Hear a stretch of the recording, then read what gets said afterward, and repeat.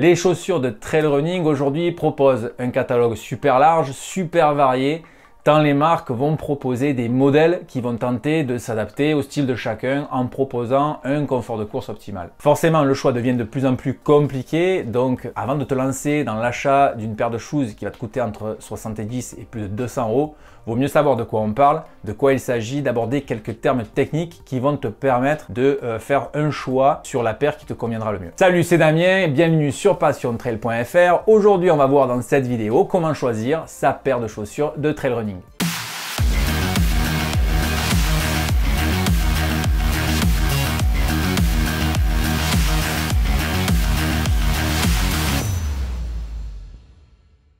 On démarre tout d'abord avec le premier critère qui est la pointure. Alors sache qu'en trail running comme en running classique, il est souvent conseillé de prendre une pointure, voire une pointure et demie au-dessus de celle de base. En gros, si tu fais du 44, il faudra prendre du 45, voire du 45 et demi ou 45 un tiers. Pourquoi une pointure au-dessus? Tout simplement parce qu'en trail running, surtout dans les phases descendantes, le pied a tendance à glisser vers l'avant et à taper le fond de la chaussure, ce qui occasionne pas mal de blessures comme les ampoules, les ongles noirs, et ce qui n'est pas forcément très agréable. Alors petite précision, et qui est quand même assez importante, sache que d'une marque à l'autre, les pointures ne se valent pas forcément. Donc si c'est ton premier achat de paire de chaussures, ou alors si tu comptes changer de marque, ne le fais pas sur internet, rends-toi plutôt dans un shop spécialisé, demande conseil à un vendeur, ça te permettra aussi d'essayer pas mal de modèles et du coup tu seras beaucoup plus précis quant au choix de ta pointure. On va attaquer donc le second critère qui est la foulée. Alors qu'est-ce que c'est que la foulée? C'est tout simplement cette séquence pendant laquelle ton pied va être en appui sur le sol. Il en existe trois qui caractérisent l'ensemble des coureurs. Elles ont tout un point commun et c'est l'appui sur la zone postérieure du talon. Il y a tout d'abord la foulée universelle qui touche en gros 50% de la population des coureurs. C'est le déroulement de la voûte plantaire vers le milieu avant de ton pied. Il vient ensuite la foulée pronatrice qui touche environ 45% de la population des coureurs. C'est le déroulement de ta voûte plantaire vers l'intérieur de ton pied. Et enfin, il y a la foulée supinatrice qui touche uniquement 5% de la population des coureurs et c'est le déroulement de la voûte plantaire vers l'extérieur de ton pied. Petite précision, attention, la foulée supinatrice ou pronatrice n'est pas une pathologie en soi. Il existe certes des cas extrêmes de ce genre de foulée qui peuvent occasionner des blessures, mais dans ces cas-là, donc vaut mieux prendre rendez-vous avec un podologue spécialisé dans le sport. Pour connaître ta foulée, il y a pas mal de méthodes. La plus sûre évidemment, c'est d'aller consulter un podologue spécialisé dans le sport. Il va procéder à l'analyse de ta foulée, donc te donner quel type de foulée tu as, puis te donner aussi pas mal d'autres renseignements comme l'attaque par exemple que nous allons aborder un petit peu plus loin. Il y a pas mal de shops spécialisés aujourd'hui qui peuvent analyser ta foulée, donc renseigne-toi en amont et puis tu te rends directement là-bas. Si tu as déjà une paire de running, tu peux checker l'usure de la semelle. Selon qu'elle soit usée vers le milieu, vers l'intérieur ou vers l'extérieur, ça peut déterminer en gros ton type de foulée. Si tu as la chance de posséder un smartphone de dernière génération qui te permet de filmer en slow motion, tu peux enregistrer une séquence de face de derrière, ça te permettra d'analyser ta foulée et de déterminer de quel type elle est. Dernière petite précision, si tu es supinateur, malheureusement il n'existe pas beaucoup de modèles. Eh bien oui, pas beaucoup de demandes, donc marketing oblige. Néanmoins, les chaussures proposant donc des semelles à foulée universelle feront très bien l'affaire. Imaginez qu'il existe des chaussures proposant des foulées 3 en 1, que tu sois universel, pronateur, supinateur, elles s'adaptent. Personnellement, j'ai jamais essayé. Selon les témoignages qu'il en ressort, ce sont de très bonnes chaussures. Si j'ai l'occasion un jour d'essayer, on y reviendra dans une prochaine vidéo un peu plus en détail. On va aborder maintenant le critère de l'attaque. Qu'est-ce que c'est que l'attaque? C'est tout simplement la zone qui va venir heurter le sol en premier. La zone de ton pied, évidemment, parce que j'ai oublié le pied. Il en existe deux types et forcément, il y a un grand débat autour de laquelle est la meilleure. Alors, mon opinion est que il n'y a pas de bonne ou de mauvaise attaque. Il faut tout simplement trouver laquelle te correspond et celle surtout qui te traumatisera le moins. On va démarrer tout d'abord par l'attaque talon et comme son nom l'indique, c'est lorsque ton talon va venir heurter le sol en premier. C'est la plus naturellement utilisée par l'ensemble des coureurs et paradoxalement, c'est la plus contre nature. Alors pourquoi? Tout simplement parce que si par exemple tu décides de courir sur un revêtement dur, si tu poses le talon en premier, tu vas comprendre très vite que c'est pas la meilleure des solutions.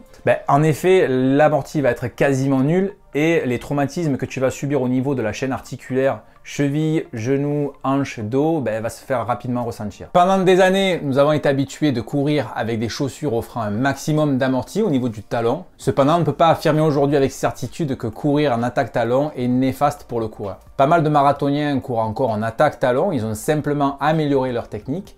Par contre, d'autres ont basculé ou ont tout simplement démarré en attaque médio-pied, ce que nous allons voir immédiatement. L'attaque médio-pied ou minimaliste, c'est tout simplement lorsque ton pied vient heurter le sol à plat et légèrement vers l'avant. Elle est dite minimaliste tout simplement parce qu'elle se réfère à celle que tu vas utiliser lorsque tu cours pieds nus sur un sol ferme. Ces avantages sont liés au fait que c'est beaucoup plus naturel, l'amorti est beaucoup plus efficace pour la chaîne articulaire, cheville, genou, hanche et dos. Son inconvénient va malheureusement résider lors de son apprentissage parce qu'en effet, tu vas solliciter pas mal tes mollets de manière extrême et inhabituelle. Tes tendons vont être soumis à rude épreuve, donc y aller vraiment de manière progressive afin d'éviter d'éventuelles blessures. Vient ensuite le critère du poids. Durant tes sessions de trail running, les articulations sont soumises à rude épreuve, donc il va falloir privilégier l'amorti si tu es un homme de plus de 80 kg ou une femme de plus de 60 kg. Venons-en maintenant aux critères plus techniques sur la chaussure elle-même. Il y a tout d'abord le critère de l'amorti qui est tout simplement, comme son nom l'indique, la partie qui va absorber les chocs lors de l'impact au sol.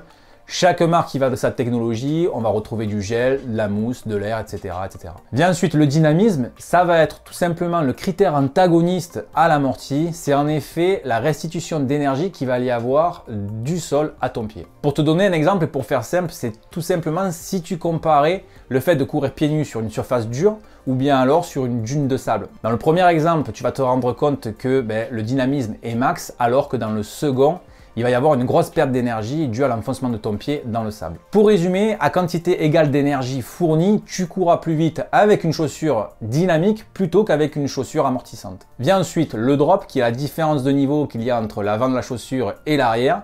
Le talon se retrouve légèrement surélevé, donc du coup moins étiré. Le drop peut varier entre 0 et une dizaine de millimètres. Tout cela va dépendre du modèle, de la marque. Le drop qui va se rapprocher des 0 va être plutôt destiné à une foulée médio-pied. Cela dit, il est tout de même possible de courir avec un drop de 8 mm par exemple et avoir une attaque médio-pied. Vient ensuite l'accroche qui est tout simplement l'adhérence de ta chaussure en fonction des terrains de pratique. Tu ne vas pas choisir les mêmes crampons que tu cours sur de la terre sèche ou bien alors sur des terres très variées que tu vas rencontrer en montagne comme de la boue, de la neige et des pierriers, etc. Enfin, pour terminer, il y a la stabilité qui est l'un des aspects les plus complexes à gérer tout simplement parce qu'elle va dépendre de pas mal de critères, dont ceux que nous avons vus précédemment. En effet, la conception même de la chaussure, sa forme, son poids, sa souplesse vont influer sur la stabilité. Donc du coup, l'expérience et le temps seront tes meilleurs conseillers et te diront ce que tu préfères et ce qui te conviendra le mieux. Enfin, pour conclure, sache que la durée de vie d'une paire de chaussures de trail running se situe entre 600 et 800 km en moyenne. Évidemment, ça reste une moyenne et cela va dépendre de pas mal de critères, la marque de la chaussure, sa semelle, etc. Pour les chaussures plus performantes, ultra légères, les kilomètres sont revus vraiment à la baisse aux alentours de 200 km. Et voilà, c'est tout pour cette vidéo. Tu en sais désormais un tout petit peu plus sur comment choisir ces chaussures de trail running. Si tu as une quelconque question, surtout n'hésite pas, je me ferai un plaisir d'y répondre. Surtout, n'hésite pas à t'abonner à ma chaîne YouTube et à me suivre sur les réseaux sociaux, Facebook, Instagram. On se dit à bientôt pour une prochaine vidéo et d'ici là, surtout n'oublie pas, ne reste pas en bas, prends la hauteur. Ciao!